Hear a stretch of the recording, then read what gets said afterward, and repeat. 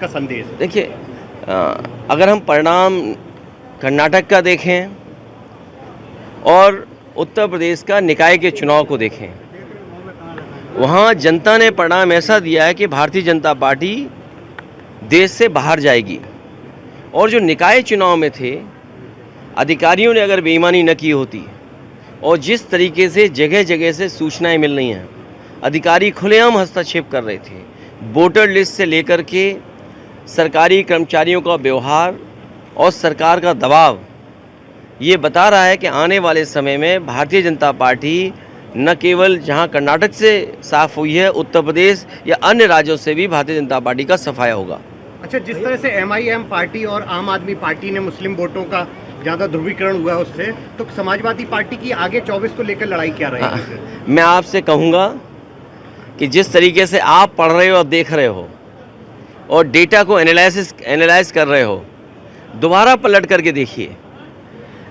कई बार भारतीय जनता पार्टी सीधे लड़ती है और कई बार भारतीय जनता पार्टी कुछ दलों को आगे करके लड़ती है। इसलिए आपको इन चीज़ों को सोचना पड़ेगा।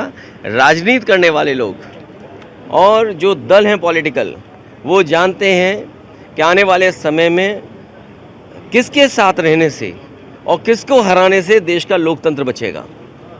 और आने वाले समय में जिस तरीके से कर्नाटक में बदलाव हुआ है या उत्तर प्रदेश में आज भी अगर हम हिसाब किताब वोटों का लगाएं, जितना जन समर्थन लगातार समाजवादी पार्टी का बढ़ा है, अगर हम मेयर के चुनाव का देखें, पिछले चुनाव से तुलना करें तो वोट बढ़ा है और कितना परसेंटेज बढ़ा है आपने देखा है। उसी तरह नगर पालिका में परसेंटेज बढ़ी है वोटों की, टाउन एरिया में परसेंटेज वोट बढ़ी है। तो अगर हम शहरों में बढ़ रहे हैं और गाँव में जो हमारी पार्टी का बेस पहले से इंटैक्ट है, तो भारतीय जनता पार्टी बेईमानी नहीं करेगी, तो सफाया होगा। जिस तरह से मोदी सरकार के 9 वर्ष पूरे हो रहे हैं, उसके उपलक्ष्य में पूरे देश प्रदेश में कार्यक्रम करने जा रही, जनसभाएं करके लोगों को नीतियां बताई जा रही। देखिए, 9 वर्ष में 9 महीने में ये वो संख्या है जिससे कुछ बदलाव दिखता है। 9 महीने एक नया जीवन मिल जाता है। ये 9 वर्ष की उपलब्धि बता रहे हैं। इनसे बताओ कि जो बुनियादी सवाल थे वो वही कि वही है कि नहीं है। महंगाई चरम सीमा पर है, क्या बेरोजगारी चरम सीमा पर नहीं है? और फिर अधिकारियों का कितना पॉलिटिसाइज करोगे आप?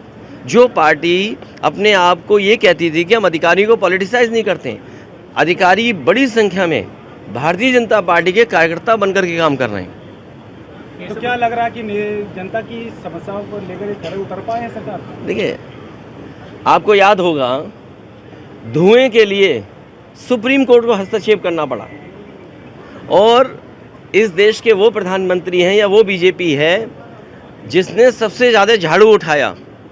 और आज हम डीजल पेट्रोल जो खरीदते हैं उसमें सब में स्वच्छ भारत के लिए अब सेस लगता है। अगर डीजल पेट्रोल से पैसा इकट्ठा किया जा रहा है, नमामि गंगा में पैसा दिया जा रहा है, तो ये सवाल वही का वही खड़ा है कि कूड़े का निस्तारण इनकी सरकार में ठीक होगा कि नहीं होगा, नालियाँ साफ़ होंगी कि नहीं होंगी। तो शहरी समस्या अलग है, हमारे किसान की समस्या अलग है। किसान की कोई गेहूँ खरीद नहीं हुई, जैसी की जो महंगाई थी वैसी दिख रही है, जो तकलीफ है वैसी दिख रही है। तो क्या बदला है 9 साल में? तो 24 को लेकर अब क्या तैयारियां पार्टी करने जा रही है, चूंकि राष्ट्रीय लेवल पर सब अब एक होने की तैयारी जो हो रही है? तैयारी ये करनी है कि आपके चैनलों से बचा जाए।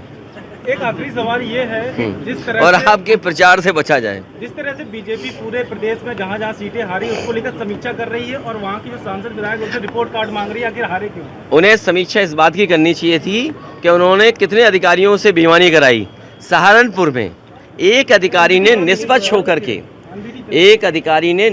होकर के उसका रिजल्ट दे दिया, तो उसे शंटिंग कर दी, उसे छुट्टी भेजने की तैयारी है। और तमाम अधिकारी ऐसे हैं जो बीजेपी के लिए काम करते रहे, काउंटिंग से लेकर के काउंटिंग के बाहर स्थलों पे। और पत्रकार साथियों, आप सब वो बातें जानते हैं।